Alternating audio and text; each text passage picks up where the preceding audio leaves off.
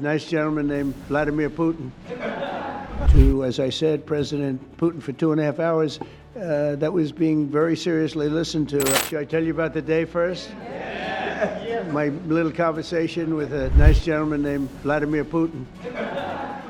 But we had a good talk, and I think that progress is being made. 5,000 young soldiers are being killed every single week on average. Can you believe 5,000? And it's actually a number probably worse than that, in addition to other people that are being killed in towns. And we're trying to stop it. It's a bloodbath. It's an absolute bloodbath. I've seen satellite pictures that are so bad, so horrible, and it's to think that in this day and age we're living with this horrible thing that's going on, and we're doing the best we can. The country is hot. We in a short period. Look, we've been there for 100 days plus a few days, and as they said, the king of Saudi Arabia said, your country is a whole different image now.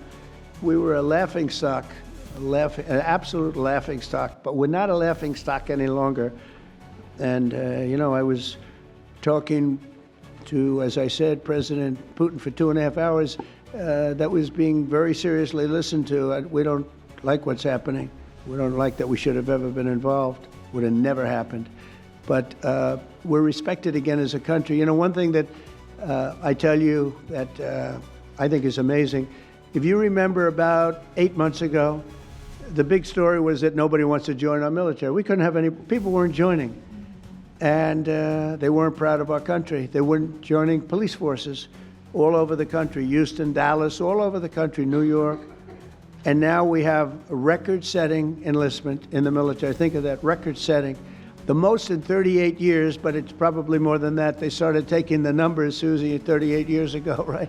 But the most in 30 years, probably the most ever, I don't know. But we have record-setting young people that want to join the military, and that's incredible. To have that is just absolutely incredible.